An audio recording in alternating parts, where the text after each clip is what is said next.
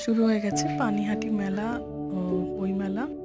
এখানে বিভিন্ন রকম স্টল বসেছে। বইমেলাতে প্রচুর বইয়ের স্টক আছে, প্রচুর ভিড়ও হচ্ছে। 20 তারিখ থেকে 31শে ডিসেম্বর অবধি চলবে। প্রচুর খাবারের দোকান, জামা কাপড়ের দোকান, ঘর সাজানোর দোকান, গয়নার দোকান প্রচুর রয়েছে। ভিড়ও প্রচুর হচ্ছে।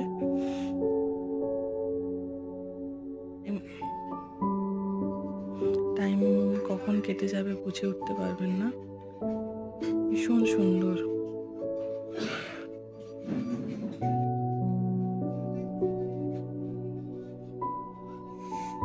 এটা বইয়ের স্টল,